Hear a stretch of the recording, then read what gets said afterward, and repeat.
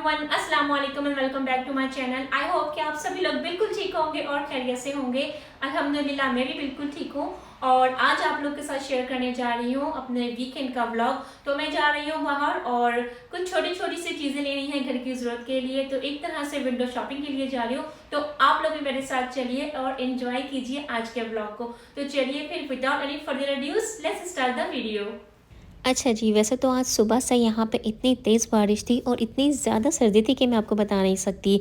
San Francisco वैसे तो बहुत ही खूबसूरत है, लेकिन जब कोल्ड वेदर होता है, विंटर होता है, तो कभी-कभार ऐसा होता है कि पूरे-पूरे 3 या 4 दिन तक कंटिन्यूअसली लगातार बारिश होती है।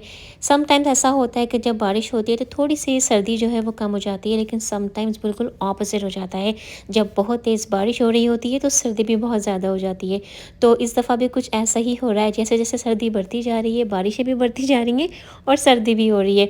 वैसे तो सैन फ्रांसिस्को में समर टाइम बहुत खूबसूरत होता है और जब स्प्रिंग का टाइम आता है, बाहर का टाइम आता है, तो बहुत ही हसीन लगता है और हम लोग ख़ासकर वीकेंड पर तो ज़रूर बाहर जाते हैं, शॉपिंग पर नहीं, आउटिंग के लिए। यहाँ पे बहुत अच्छी जगहें हैं, जैसे आप वहाँ पे हाइक कर सकते हैं, अच्छी सी वॉक कर सकती है। लेकिन जब इस तरह विंटर टाइम होता है ना, तो टाइम गुज़ारना समटाइम्स बहुत ना लॉन्ग हो जाता है और ना घर बैठने को भी दिल नहीं चाहता।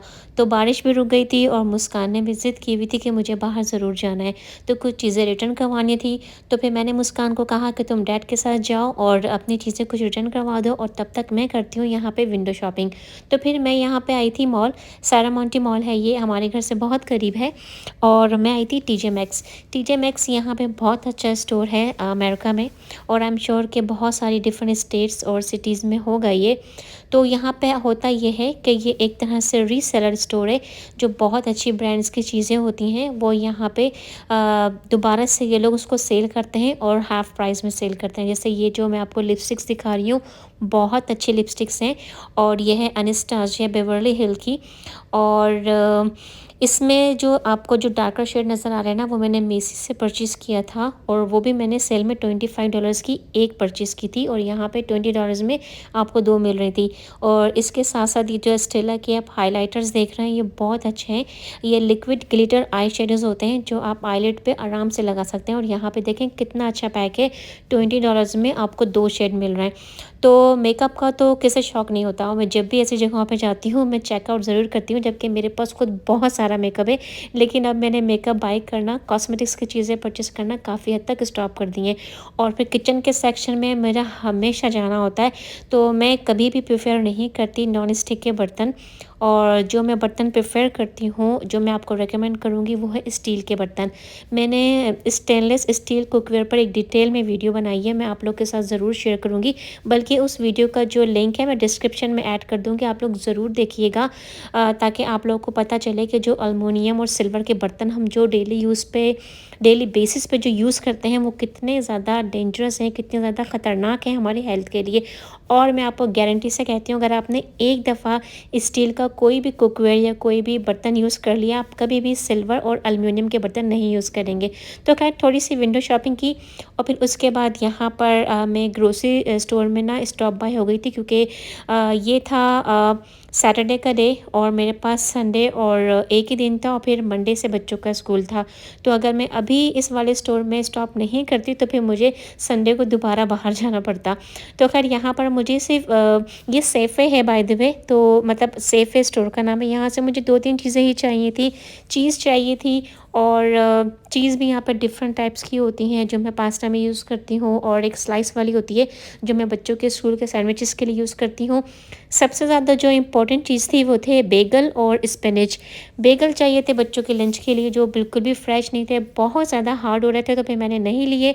और स्पिनच जो पालक थी वो मुझे मिली ही नहीं। खैर रास्ते में ही काफ़ी देर हो गई थी, आपने देखा शाम भी काफ़ी होने वाली थी, मुझे घर जाके नमाज़ भी पढ़नी थी और खाना भी बनाना था। तो ये जो स्टोर में गई थी ना टीजे मैक्स, वहाँ से मैंने ये स्टील का पॉट परचेज़ किया था। तो ये बहुत अच्छा साइज़ है और इसमें ना आप सालन भी बना सकते हैं, कीमा वगैरह, कढ़ाई चिकन वगैरह बनानी हो तो बहुत अच्छे साइज़ का मुझे ये लगा। मेरे पास ये वाला साइज़ नहीं था और सच बताऊँ अगर होता ना तो भी मैं इसको ले लेती, क्योंकि मुझे स्टील के बर्तन जो है ना वो इतने अट्रैक्ट करते हैं और मेरे किचन में अब आपको कोई भी सिल्वर का या एल्युमिनियम का कोई बर्तन नज़र नहीं आएगा। क्योंकि ये मेटल्स हमारी हेल्थ के लिए बहुत ज़्यादा ख़राब हैं। और मैं बहुत सारे लोगों को देखती हूँ कि जब नॉन स्टिक की जो कोटिंग होती है वो ख़राब हो जाती है, उतर जाती है, उसके बावजूद भी वो लोग उसे यूज़ कर रहे होते हैं। बहुत डेंजरस चीज़ है। प्लीज़ अपने कुकवेयर को स्विच कीजिए स्टील के कुकवेयर से। और अगर आप लोग ने एक दफ़ा स्टील के बर्तनों में खाना बनाना शुरू कर दिया, मैं आपको गारंटी से कहती हूँ आप कभी भी नॉन स्टिक के बर्तनों में या सिल्वर के बर्तनों में कभी कुक नहीं करेंगे। खैर, तो फिर चेंज वगैरह करने के बाद यहाँ पर मैंने बनाए थे गोलगप्पे या पानी पूरी। तो ये भी बहुत मज़े हैं इंडिया में रहने वालों के और पाकिस्तान में रहने वालों के, कि उन्हें इस तरह की चीज़ें बड़े आराम से और मज़े से मिल जाती हैं। लेकिन हम परदेशियों को ये चीज़ें घर में ही बनानी पड़ती हैं।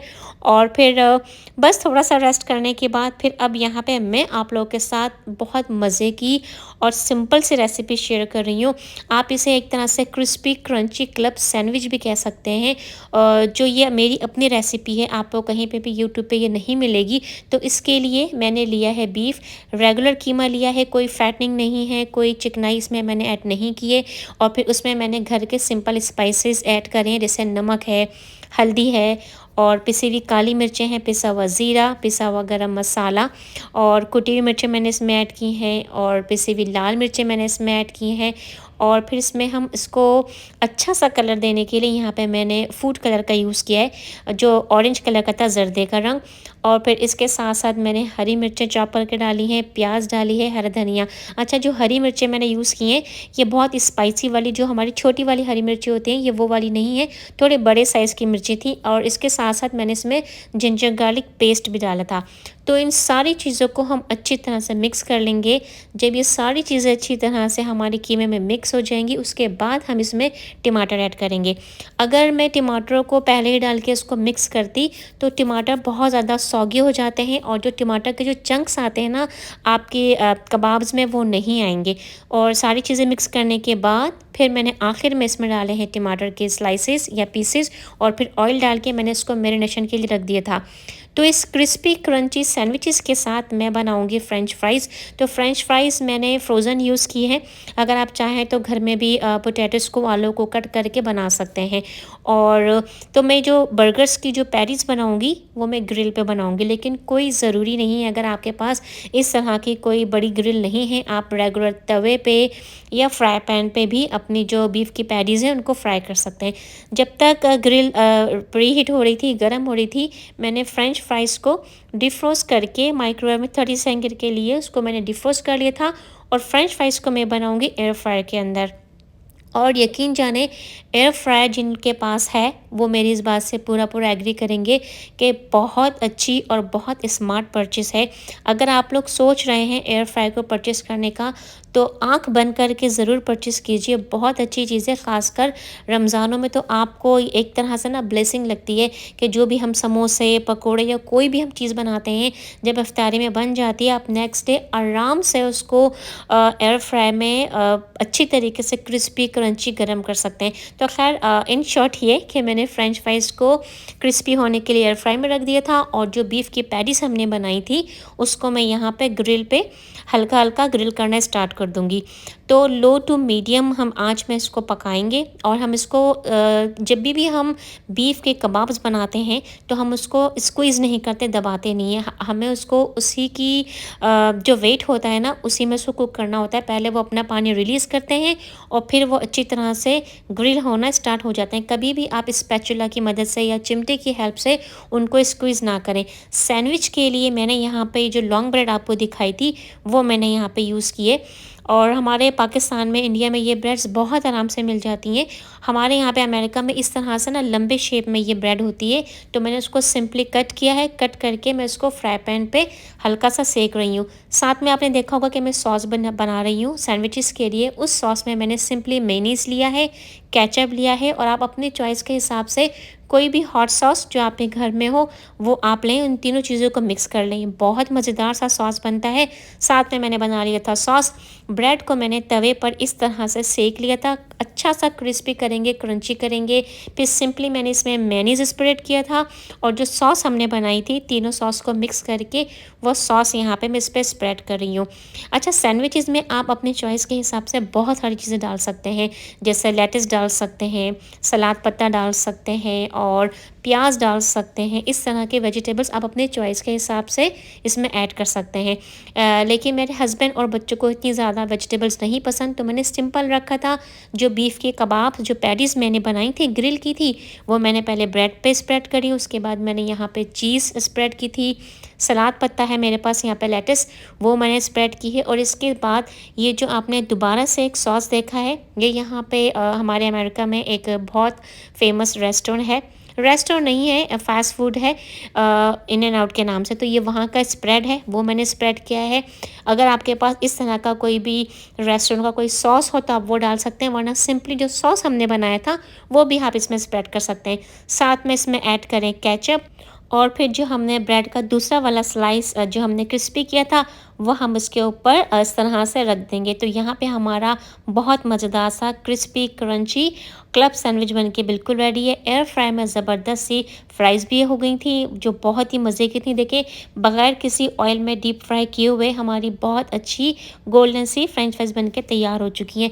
बहुत सिंपल सी रेसिपी है। आपको ऐसा लग रहा होगा कि इसको बनाने में बहुत मेहनत लगी है, लेकिन यकीन जाने ये सैंडविचेस बहुत मज़े के बनते हैं। एक बार आप बनाएंगे तो आपके फैमिली वाले आपके दीवाने हो जाएंगे। अच्छा जी, तो अब आप लोग के साथ शेयर कर रही हूँ बहुत ही मज़ेदार और नहायत ही लजीज नवाबी सेवइयों की रेसिपी। इसके लिए मैंने कढ़ाई में बटर डाला था। जब बटर मेल्ट हो जाएगा तो हम उसमें सेवइयाँ ऐड कर देंगे।